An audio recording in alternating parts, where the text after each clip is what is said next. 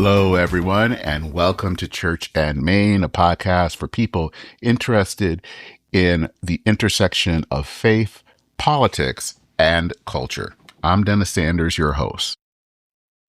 So today we're going to talk about political polarization from a faith perspective, which might sound like this is nothing new, because if you've heard me on this podcast, you know that this is something that I am concerned about. I've talked about it with several people over the years, and the reason it is something that is kind of at the heart of what I'm about is because it's really affecting every aspect of American society. And that includes the church. One of the persons that is also looking at this and that is also concerned about this is Lura Forcum. She is a psychologist, writer, and co-host of the We Made This Political podcast. And she wrote something in her own Substack, which is called How to Human, that I found interesting. This is what she said. America isn't breaking apart because people are more extreme. We're breaking apart because our civic relationships are. I wanted to say that one more time. America isn't breaking apart because people are more extreme. We're breaking apart because our civic relationships are. I found that a very interesting quote, and I wanted to talk to Lura. I've been wanting to talk to her for a while, so that's who is our guest today, as we talk about our fraying social fabric and what role faith can play in weaving it back together. A little bit more about Lura. She is also president of the Independent Center and a mom of 3 kids living in Pendleton, South Carolina. So with all that, let us get into this conversation on political polarization, faith, and maybe how potlucks can be part of the answer with Lura Forcum.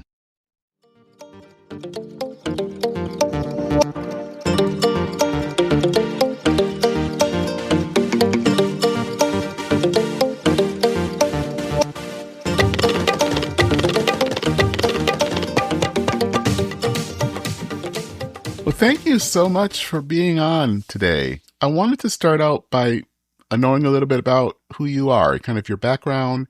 And I know we're going to go more into your faith background, but kind of a little cursory of your faith background as well. Okay. Well, my name is Lura Forcum. I am a writer and researcher. I write a newsletter called How to Human, and I podcast with Lauren Hall, a podcast that's called We Made This Political. And all of my work is around the question of like, what do humans do? How do they work together? And like, what do we look like when we're at our best? And what are the things that we know make us behave in ways that are not healthy? So lately, a lot of that work has been political in the sense, or civic maybe is a better word. I'm really interested in how we get back to having a healthier set of civic relationships, because the big through line in my work has always been public policy and public policy conversations. And the polarization and division that we have right now in our country are in the way of making good public policy. And it impacts all of us. It impacts our daily lives. So a lot of my writing and podcasting and work, the big overarching driver for it is, how can we get back to being able to govern ourselves well, so that people feel heard, they can thrive, we can have abundance and richness in our lives in the way that we're meant to. So I have a little bit of an unusual background in that I spent 7 years as a consumer psychology professor. So a lot of my work is grounded in social psychology. And when I went to study psychology, I thought that what I was understanding was how you can persuade people to hear different ideas and to be open to different ideas, especially around public policy. But I kind of inadvertently ended up studying tribalism without Mm. really intending to, and learned a lot about how we behave as members of groups. And obviously, the group that is top of mind for so many people right now is a political group. So that was unintentional, but it's been really important, and it's kind of wrapped in with my religious upbringing and training in some unexpected ways. So I grew up in the Presbyterian Church at a time when I don't ever remember anybody saying PCA versus PCUSA. So that was, I'm pre-division, I guess. I had a wonderful church family growing up. I still talk about it all the time because it was so wonderful to be known by people besides my family and kind of like understood as my own person separate from my family and appreciated for who I was and my strengths, and also like guided away from my weaknesses. So I feel so fortunate in that regard. And more recently, since I settled here in Clemson, I started attending an Episcopal church. So Mm. Episcopalians are not super precious about like whether you're in or not. They don't like Presbyterians. You had to have, I remember from when I was growing up, you had to have a letter of transfer from your church, or you had to have a profession of faith. It was very formal. And my priest was just kind of like, no, if you want to be Episcopalian, come on. So I know you can be confirmed. I'm not confirmed in the Episcopal Church, but I am I'm very happy member of Holy Trinity Episcopal Church here in Clemson, South Carolina. And also down the street from where I live is a very old church that we take care of and use called St. Paul's. It's a historical church. So that's also part of my faith life, although it doesn't have a separate congregation. Okay. There is something interesting about I'm a minister in the Christian Church Disciples of Christ, and our history actually comes out of Presbyterianism. Okay. And it was at a time, I think, one of the founders who came out of that was that Presbyterians were pretty sectarian, Yes. and formal. So when you kind of talked about the whole having, the formality of things, it's like, yeah, that reminds me of the history of why we came out of that tradition. And it's nothing against Presbyterians. I think I've worked with a lot of them and everything, but it was just an interesting fact about that tradition. Yeah. Yes. So one of the things that I wanted to talk about is how has your faith really influenced your work, especially on things like tribalism? That is a topic that I am interested in and concerned about, especially in the life of our country. Just because I feel, I don't know, it was when I was growing up, there was always disagreement about things. And of course, that's part of, I think, living in a democracy. But it feels like these days our disagreements, well, I would use the word again, are more sectarian and more tribal. And there's very little space for compromise or for even listening to another side.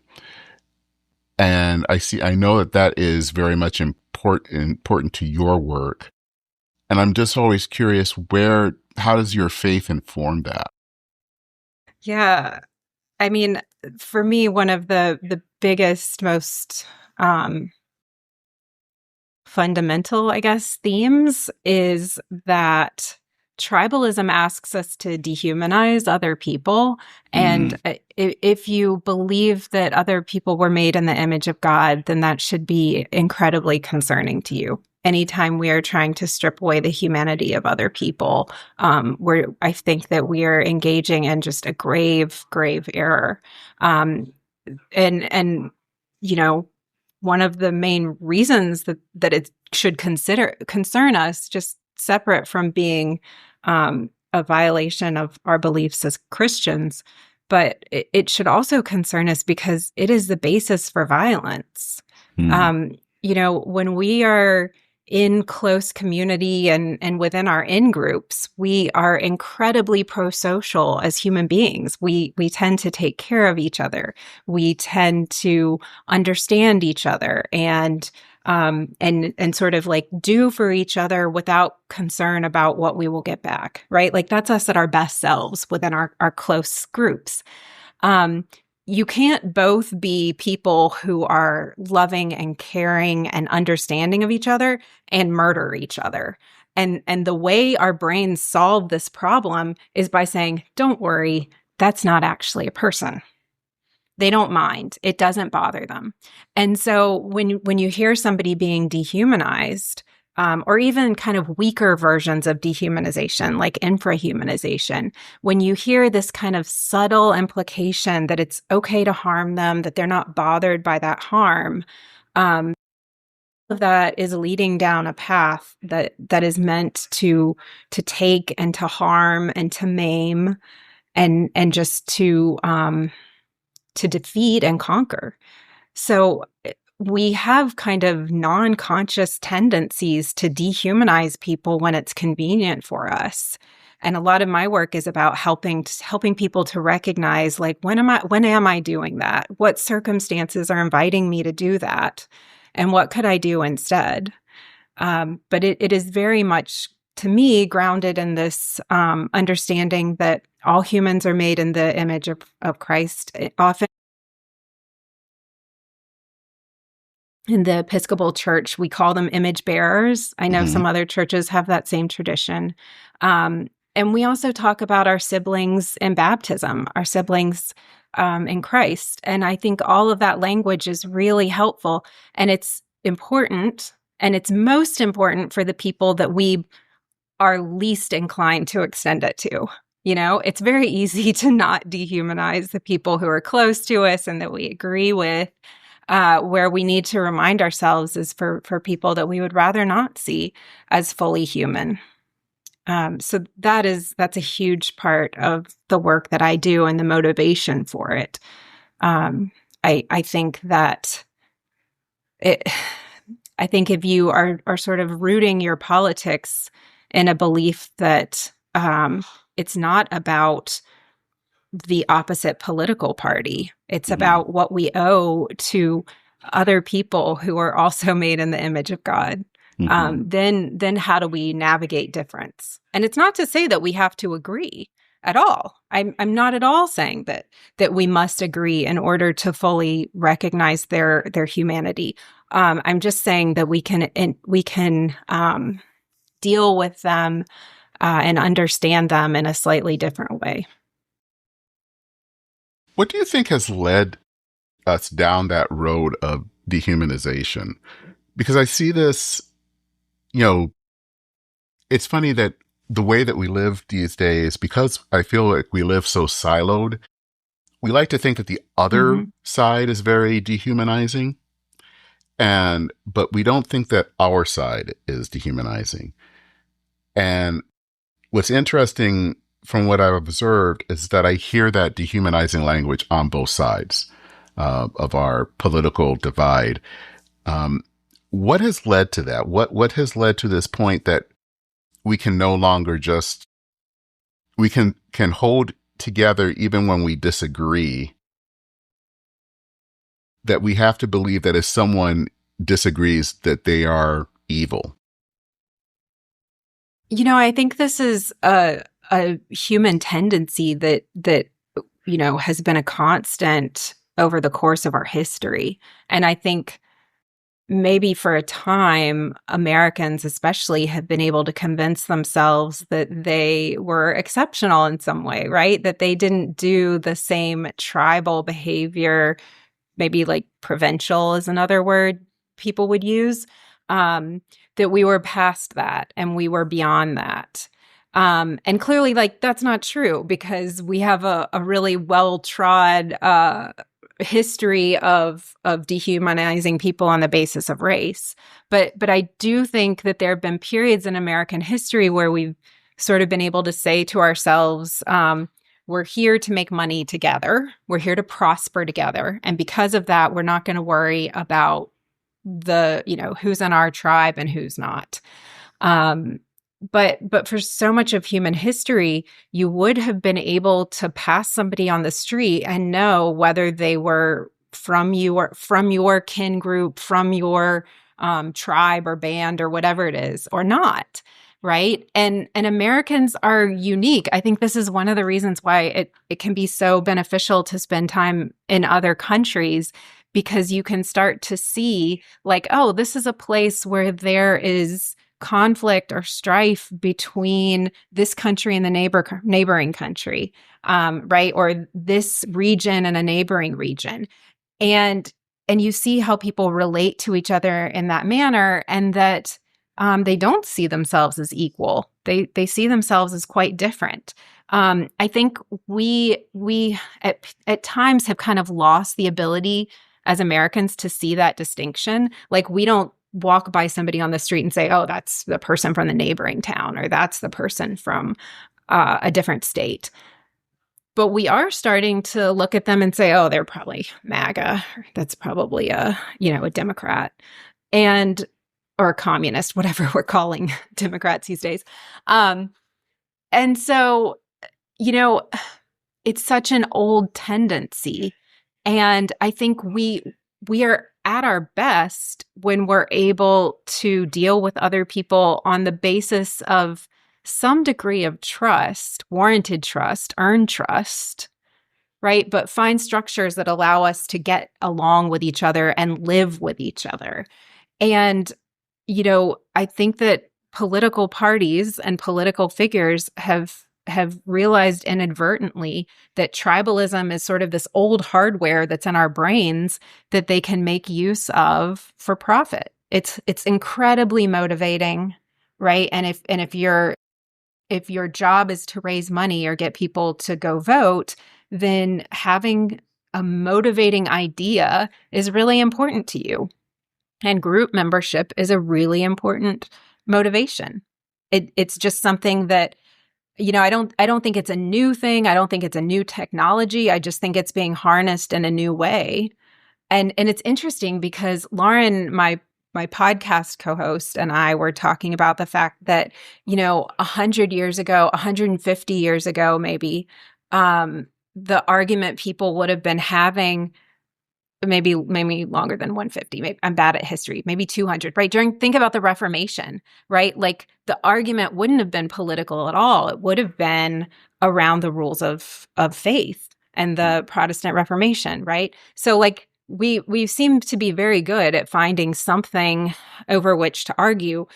I want people to know, and I kind of write about this. It seems like the reason for our division is related to ideology, but that's not the reason. The reason is that somebody's in the other group. And then we provide supporting evidence afterwards.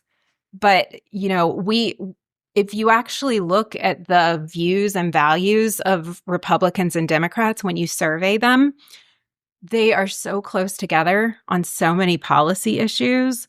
It's like even more troubling to me, because I think, like, you're willing to dehumanize people on the basis of not even policy disagreement. It's really, in a lot of cases, it's matters of taste and education. Mm-hmm. And I'm not saying that the parties have identical platforms, because that's not true. That's not my claim. But on the whole, there's so much more similarity for individual people's values than there is difference. And so that ability to make us despise each other is something that's just old hardware that we have. There are these really interesting experiments in psychology around what's called the minimal group paradigm by a researcher named Tiefel. And what he showed was that he could assign people to groups randomly who had never met each other before, just by giving them like a sticker of a certain color. So there were reds or orange and blue, I think, maybe in the original experiment. And they would give out resources differently based on group membership, even though they had just met these people and they didn't have any reason to think they would interact with each other in the future. So we know like that group tendency, that in-group behavior is really strong. It's really easy to elicit. And right now it just happens to be done around politics. And I think the thing that also is happening, or at least what I've noticed with politics especially, is, well, it's interesting because I think the American system of government, and maybe most systems, but especially in the United States, is built around compromise. It's kind of, people would probably say it's kind of clunky in the way that it works. But the whole point of it is to bring people with disparate interests together to sort out a solution. And that takes time. And I think one of the things that I've noticed especially is that there's a lot, I think you've even said this, that people tend to profit off of disagreement, so that even solutions that are possible to issues, people would rather have the argument over the issue, over trying to solve it, because there's money to be made, or there's attention to be made. And the issue that comes to mind is immigration. A lot of what we're dealing with could be solved if we're willing to hash it out and put up a compromise. And not everyone's going to be happy about it, but it would solve a lot of what is the issue or problems.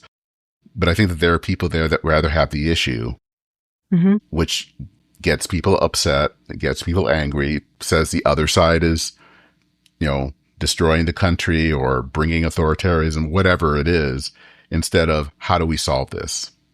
Yes. I think immigration is a great example where it's harming actual people's lives. Exactly. Right? Not just potential immigrants, but people here in this country as well. And the fact that there are lots of policy proposals floating around that would solve these problems for the better, right? Because if we had a guest worker program, we could let people into the country to work and know where they are and collect taxes from their earnings. They would be safer because they would be here legally and be able to seek police assistance or medical assistance when they needed it, right? They're quite marginalized by being, illicit residents of this country in many cases. So there's so many people who are being harmed by our inability to solve this problem. And as you said, to leave it unsolved, because doing so means you can continue to fundraise on this problem, right? And so what that looks like is saying, we need your votes, we need your money, because we have to stop the other side from doing whatever, right? Or they pass the bill, but we can reverse it. Now give us money to take it to court, right? Like, so it's a path to influence and power as long as it's unsolved. And, some of these issues, I think immigration is an example of one where nobody is happy with how things are being done right now, right? Like, allowing people to enter the country and then having armed troops go intercept them or ask Americans for proof of their citizenship, right? Like that's not a set of circumstances I think anybody wants to live with.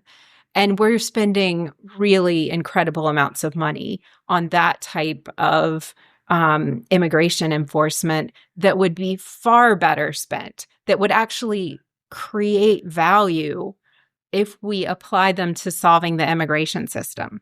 I think in a lot of cases, people have the idea that it's quite easy to legally enter this country as an immigrant, and that anybody could do it if they wanted to. And I think more people need to understand that it's actually quite difficult to enter this country with permission to work. I'm hearing a lot of examples from people trying to enter the country, even on a student visa or tourist visa from countries like Mexico, that they just can't get a visa. And so, that has implications for all kinds of people. And that kind of gets me to one of my other sort of like faith groundings in the work that I do, which is that it's really hard to understand the impact of a policy from outside, right? Like if you're trying to, I kind of wish everybody could try to enter this country as a non-American so you could see what it's like. I've written before, like I think more people should spend time in jails and prisons.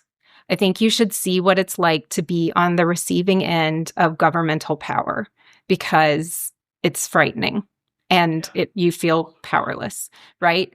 And so I say that to say that we all need to spend more time with these like situations and with the people impacted by them.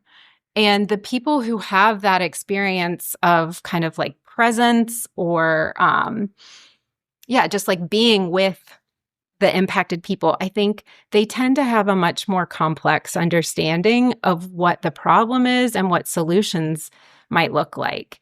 And, so many times in the Bible, I think that the example that we see from Jesus is that he is present with people. And the example for us is not to go and be present and do nothing more, but it starts with presence. Right. And like there's so many places it's a source of like comfort. So in so many places in the Bible where Jesus is saying, I'm with you. And I think this sense of like, well, what if we looked at politics and policy and started with being with the people who are affected? And I think it's so important, not just for policymakers at the federal level, right, to answer questions about immigration, but it's also really important in our communities too. And I just think all the time about like, we're actually told to go visit prisons. I guess, hey, maybe that's the basis for my spend more time in prison, right? But like we're commanded to spend time with people who are sick, with people who are in prison, with people who are widowed and alone. And we're not told go solve all their problems. And I think it's so tempting to say like, oh, we can fix this. We can solve this. We know the answer. And so in the work I do around policy, a lot of the time, the question I'm asking is like, well, have you actually talked to the people who are affected? Because a lot of times their understanding of the problem is not what you think it is from looking at the outside. So yeah, that the presence piece to me is like, it's such a big part. And I have to say, you talked earlier about how not solving this issue has led to harming people. I live in Minneapolis, so yeah, I know what that means. And obviously we've just also seen it this past week. And, the cost of not solving this issue does mean harming people. Mm-hmm. But I think the other thing that is hard is that I worry that there are people out there that kind of are okay with harming people, that don't have a problem with that. So that's also an issue about our polarization, that there seems to be a desire to harm people, which then leads me to think of where this is heading.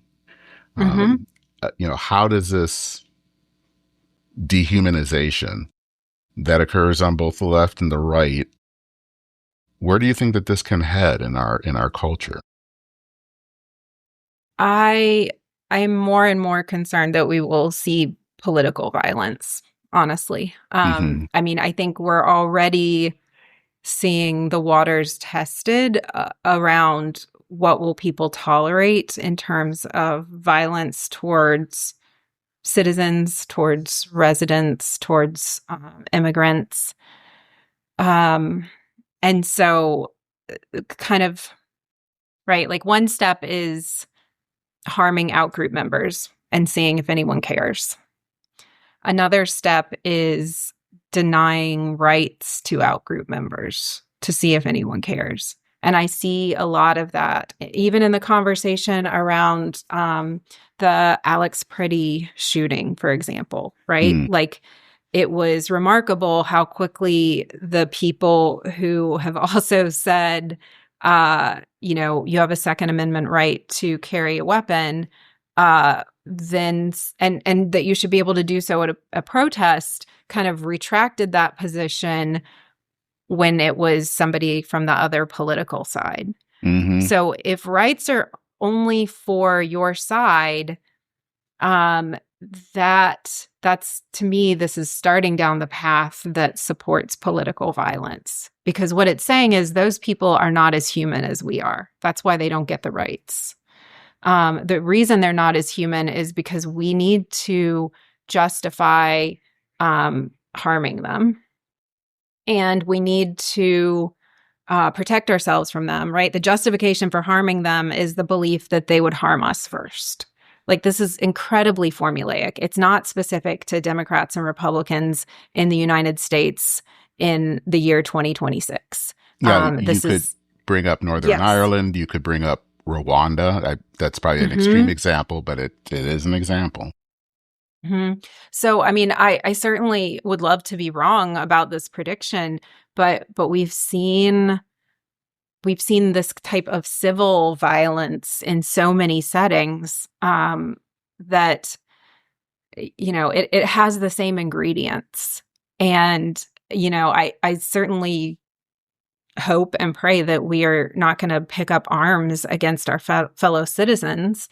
But, I have to say, like, as somebody growing up in the United States hearing about the Civil War, it was always a mystery to me I understood why people fighting for the Union would have picked up arms and said, I believe in the Union, I'm going to take up arms to defend it. What I didn't understand is, why would people who are not slave owners pick up arms to defend the Confederacy? And I think I understand that now better than I ever have. They were defending things as they were. And we have a strong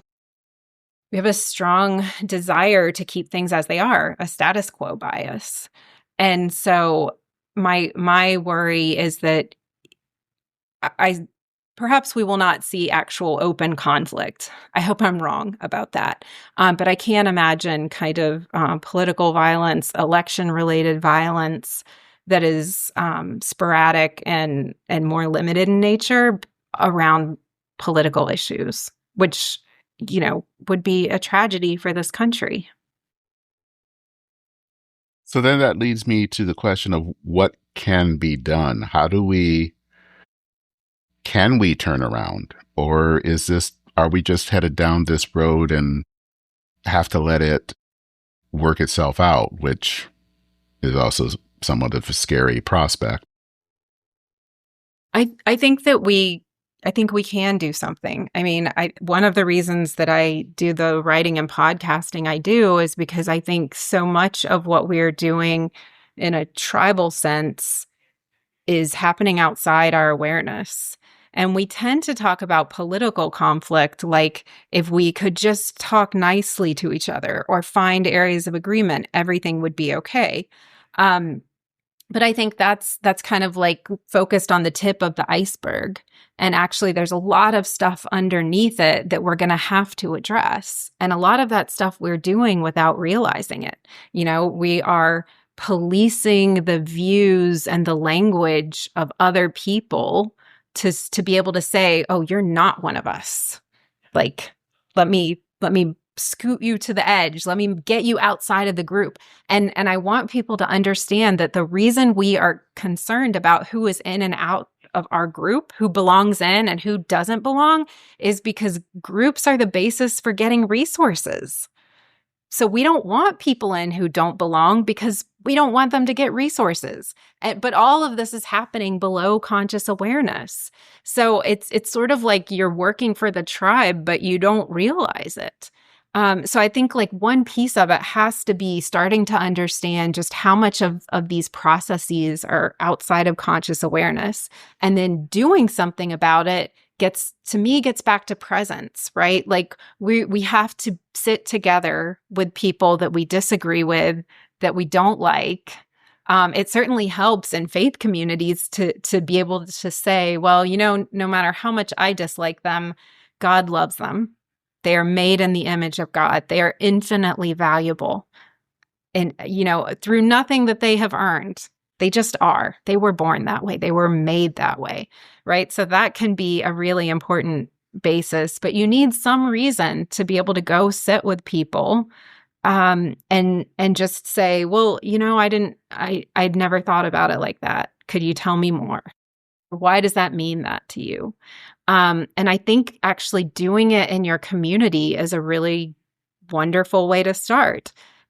We unfortunately, we are quite sorted according to political party, because it flows out of education and class and income level. So it can be hard to find people who are different from you, depending on where you live. But I think, being engaged in your community, being connected to your neighbors is at least one way of starting to understand that there is no prototypical Republican who holds all of the views that you've attributed to them. There's no prototypical Democrat, right? Who is the platonic ideal of a Democrat in all the regards, right? Like they're just people who have some beliefs and honestly probably have beliefs that surprise you. That's one of the things that I think is really wonderful about being in connection with people that they're not your family, right? They're not your chosen friends. They're the people that you find yourself among, and you talk to them and you learn things that are incredible about them. They have incredible life stories. They have really improbable combinations of beliefs, right? They are pro-immigration, and they also are, whatever, gun proponents, right? Or they are hunters, but they're in favor of strict gun control, right? Like you meet these people all the time, and you don't know their stories unless you are there with them and you can ask them and learn something about them. So I guess my advice is go encounter somebody who isn't like you, and kind of see where your assumptions are wrong. Well, that is something I've always enjoyed doing, is trying to find out what makes people, as I've said to another person interviewing, what makes them odd, what makes them not fit, because that is interesting. And it's also, you're also then focusing on that person. You're not focusing on whatever the label is that has been given to them. And I think that is so important these days, because too often everyone just looks at a label or looks at what letter, R or D is behind their name. Are they red or are they blue? And not who that person is. And I think the thing, as you said earlier, about being created in the image of God, is that God creates us unique, as a unique people, as a unique creations. And so there needs to be more of a curiosity of how are these people unique creations. Mm-hmm. Yeah.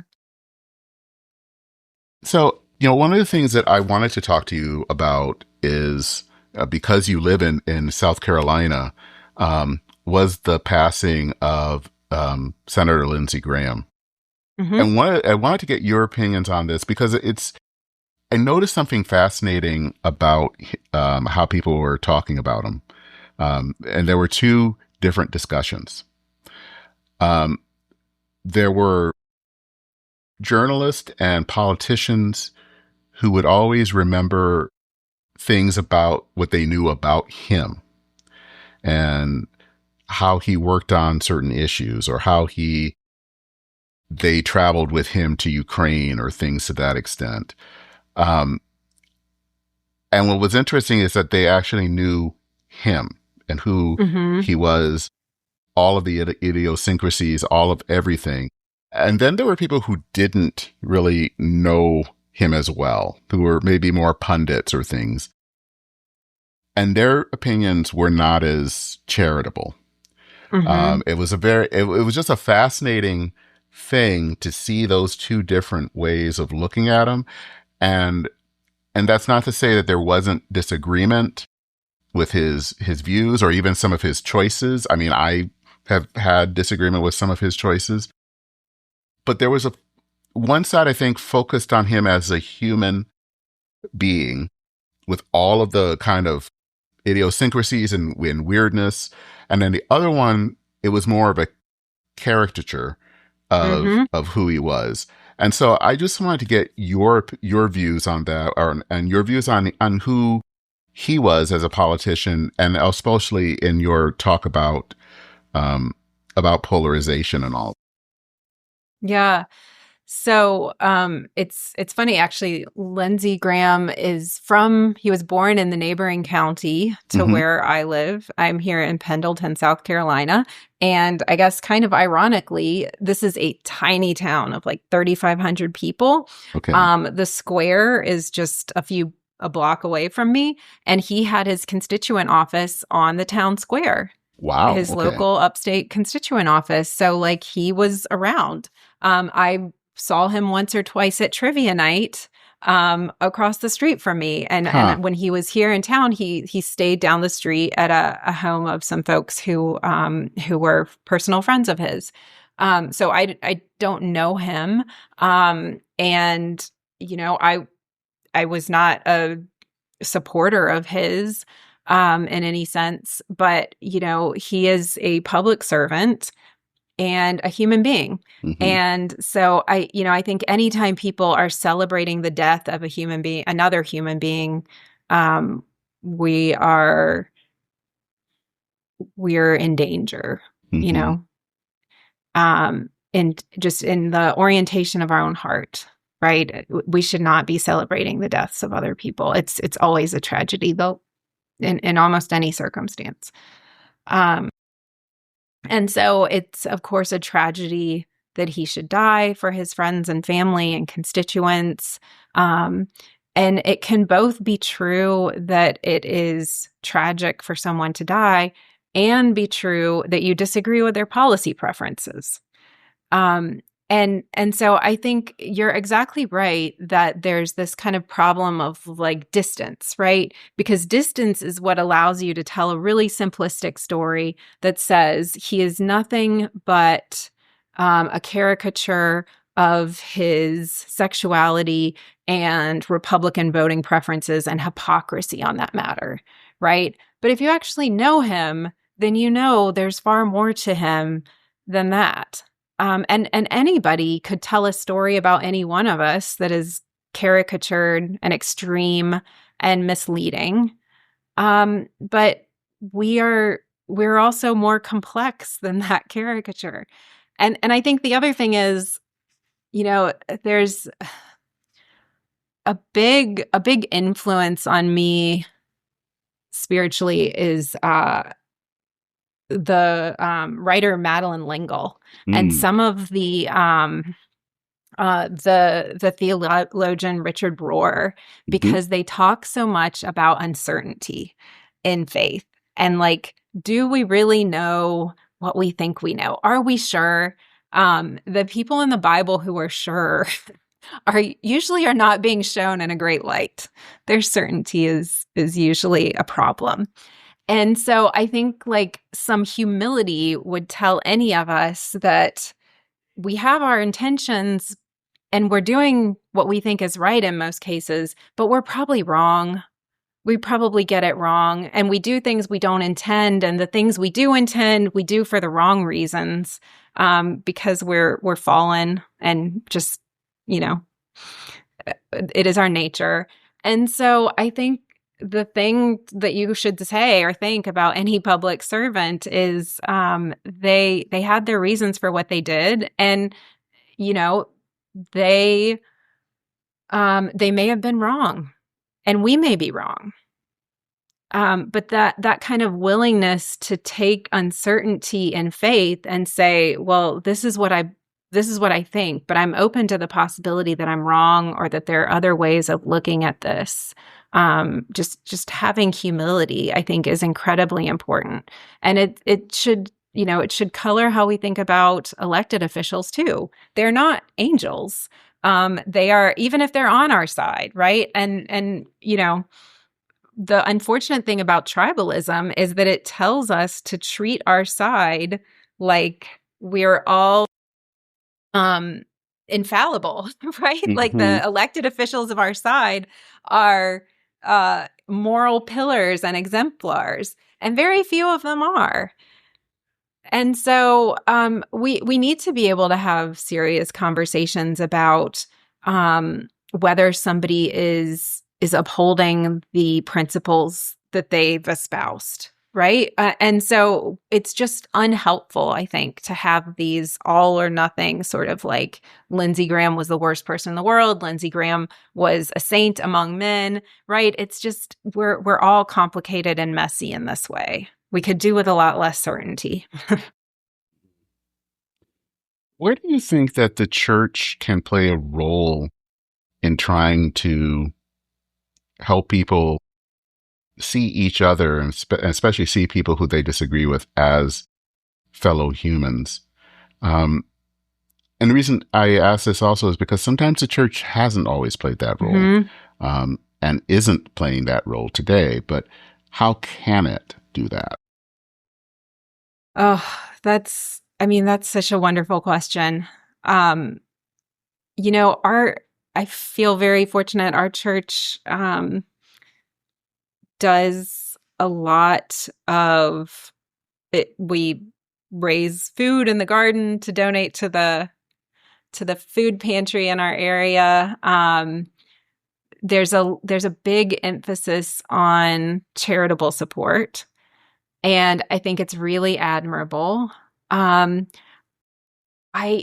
think about this a lot because I'm also actually like around the corner from an AME church. It's like on my street.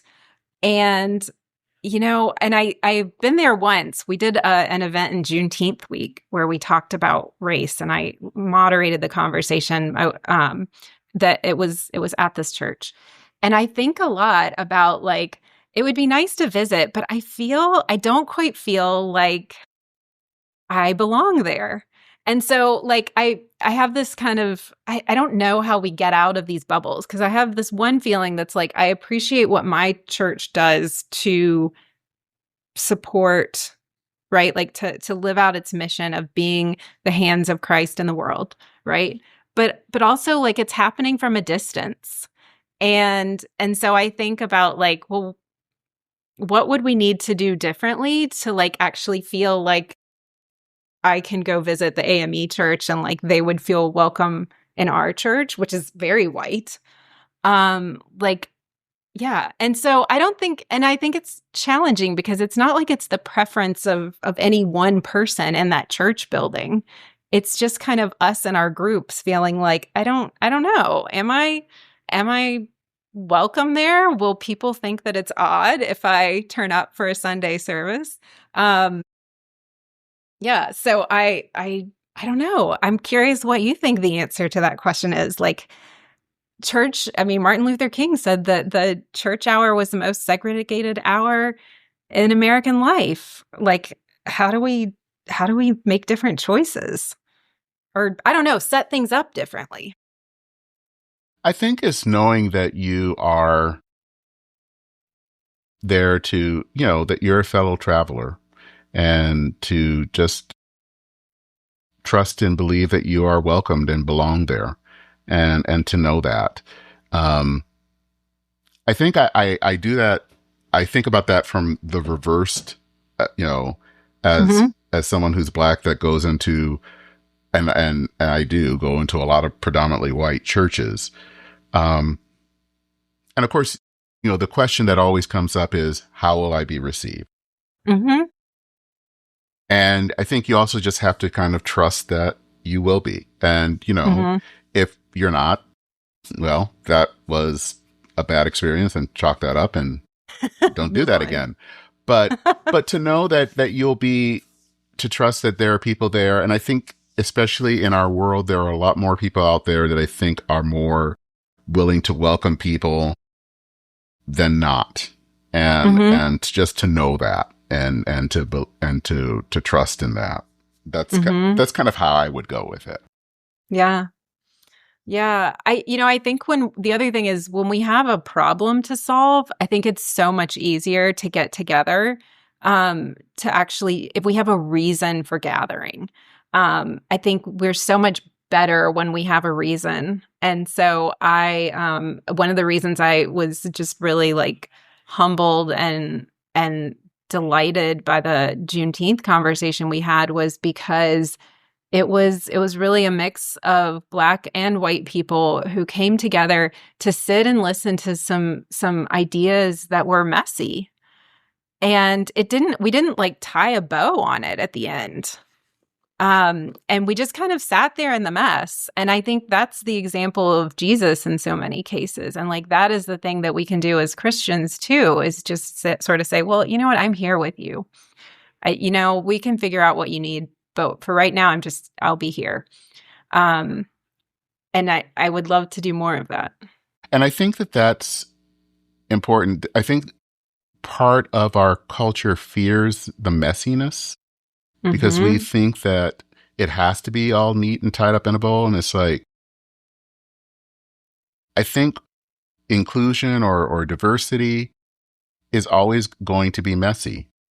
Mm-hmm. We're a nation of 340 million people and a very diverse nation. And it's just going to be messy. It's not going to be neat. It's going to be kind of us working together, and it's not necessarily all going to be immediately kumbaya, but it's working towards that. And I think that's what's the thing that matters is Mm-hmm. that trying to work together. I don't think that when like Martin Luther King talked about the beloved community, that it was like all perfect. Uh-huh. Communities are not perfect. Right. There's going to be disagreement. There's going to be hard times. But the important part of that is that it's a community, that people are together, and that it is beloved, and it's beloved by God. That's what matters. Yeah, exactly. That it doesn't have to be, we don't have to all be in agreement. We don't have to be the same, Mm-hmm. in order to be in community with each other. And I think that can be one of the things that's really beautiful about something with sort of like closed edges, the way churches are and the way communities can be sometimes, is because like one of the things you get from that is like, well, I'm not crazy about her, but like she's one of us, right? Like we're stuck with her. And so how do we live together when we don't, our first inclination or our first option is not to like leave so that we can find a better place, right? That it is that you can look at somebody who's not your favorite person and say, well, yeah, that's just who that person is. Like there's this kind of I would hope our goal in creating the beloved community is to be able to be who we really are and be accepted for it, even if it's not, everybody's first choice, and we sometimes rub people the wrong way a little bit.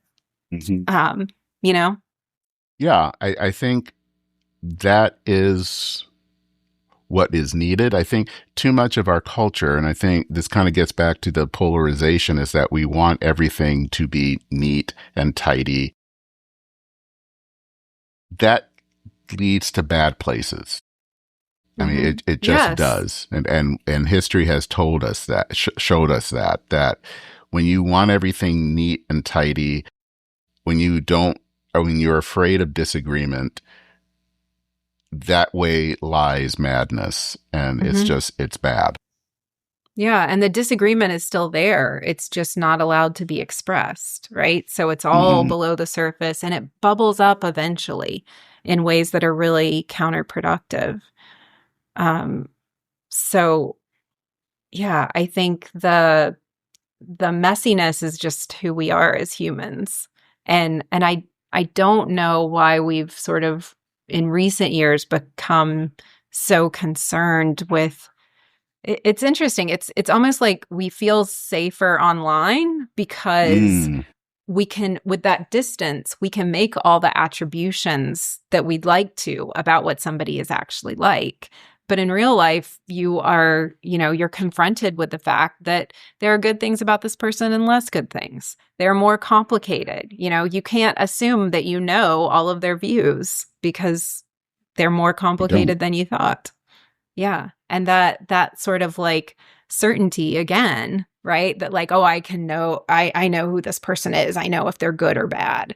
Um, right. Like that is a really unhealthy sort of need. I guess that's a universal human need, but it stops us from being in community with each other when Mm. we need a ruling on everybody, as opposed to just saying, oh no, we're just going to be here together. Mm-hmm. Where do you think, if we were looking 5 years into the future, where do you find, where do you think that will be as a nation in the near future? Do you think that there are signs of hope, or do you think it's a more darker future? I'm hopeful. I try not to be Pollyannish, but I am hopeful. I think there are a lot of people doing a lot of work around the question of how do we make communities healthier? Because I think what they've realized is that, spending all of our time online is not good for us. It's a lot of what's driving this tribalism, right? Is just being fed the same stream of information that supports your beliefs and doesn't challenge any of them, doesn't confront you with messiness. And so the antidote to that is getting people to turn away from the online life and reinvest in the people around them. And that also means turning away from this attention on what is happening with the federal government and turning to something you can influence, which is your local community. You can't influence anything happening in Congress or the White House unless Mm-hmm. you have, millions of dollars at your disposal. So, what you can influence is your town council and your school board. You can go to committee hearings. You can have dinner with your neighbors and call on them when you need help and help them when they need help. And so I think there are a lot of people trying to figure out how you build these communities. There's just some really incredible projects happening all across the country. Um, and that gives me a lot of hope, not just because I think that a lot of what we're seeing now is unhealthy and people are tired of it, but also because it's I feel incredibly fortunate and just like this incredible sense of I feel lucky and I pinch myself sometimes that I have the community that I have. And, I have a potluck every other month and people bring food and it's crowded and we run out of plates and it's like the most wonderful thing. So I'm also happy in the sense that like, I want more people to have that and to say like, hey, if I need something, I can call this neighbor. If I have a question, if I have a problem, somebody will come help me. And, we live in our bodies. we we need to spend time physically in proximity with other people. I especially think we need to eat meals with other people. I think we evolved to do that, and that is like so much of our human existence has been nourishing ourselves together. So I'm hopeful that more people are seeking that out and holding it up as an example. Well, there is It's interesting you think about that, because then that also then centers on the other meal, which is communion, and how that can bring people together. And I think that there's a tie between the fact that Jesus in his ministry focused a lot of things around table, and how that brought people together, and how he welcomed people who wouldn't normally be at a table, or at least that people didn't want them to be at a table. He welcomed them. I think of Zacchaeus, the tax collector. And I think that is important. That's good to hear that there are more attempts of bringing people together to a table, because that makes people know what we have in common. Yes. I was attending the Episcopal Church in Bloomington, Indiana, a long time ago, and the priest said, "This is not my table. This is God's table. Everyone is welcome here," which I think is not officially the position of the Episcopal Church. It says you have to have been baptized to receive communion, but that wasn't his point. But I love that idea. I know that different churches have different practices around who may receive communion, and I respect their right to make those determinations. But I do think that inviting somebody into your home to share a meal is something that has just communicated trust and inclusion. And I think, to your point about Zacchaeus, right? Like, part of why that matters is not just inclusion for the benefit of Zacchaeus, but it was also Jesus saying, like, this person is okay with me, right? Like that, and that is important for all of us to see, because we are all Zacchaeus, even though we imagine that we are somebody else.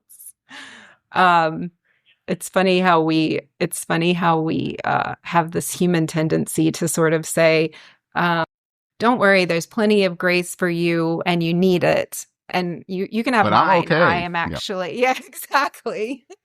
It's like, no, you're not. You're not okay. No, we're not. Okay. We're not okay.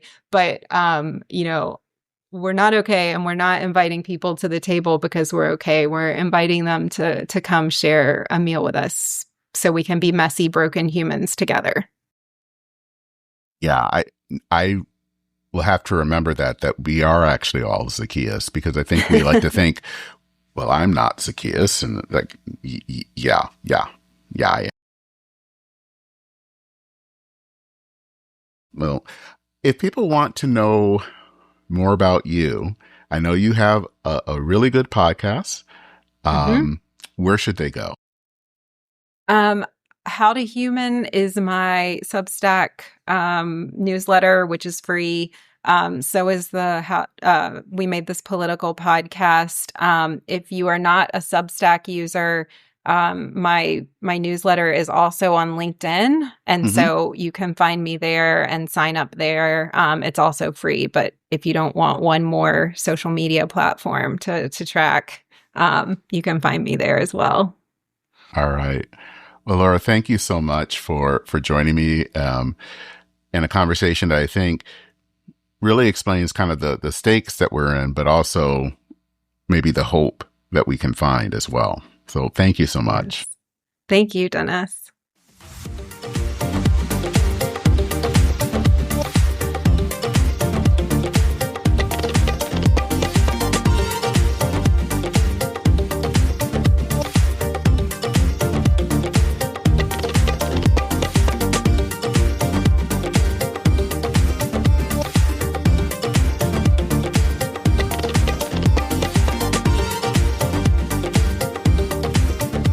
As always has been the case, I'd love to hear what your thoughts are on the episode.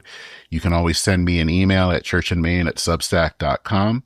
I will include links to the We Made This Political podcast, to Laura's own Substack, How to Human, for your information and for your perusal. Also, if you want to learn more about this podcast, listen to past episodes, or donate, as usual, check us out, churchandmain.org. You can also visit churchandmain.substack.com to read related articles.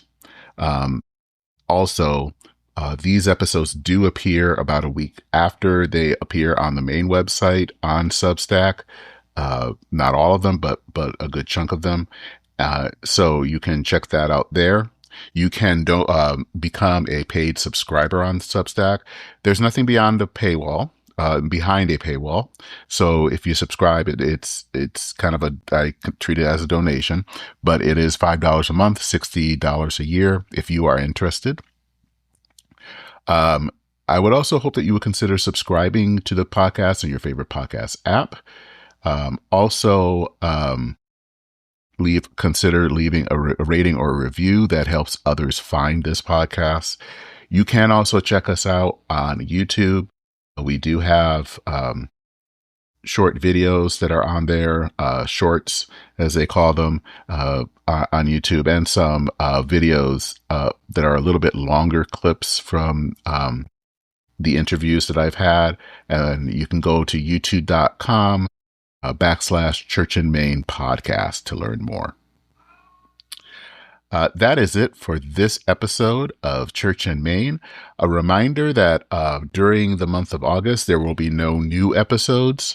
That will be my annual August break, but we will be back with new episodes come September. So again, that is it for this episode of Church and Main. I'm Dennis Sanders, your host. Thank you so much for listening. Take care, everyone. Godspeed, and I will see you very soon.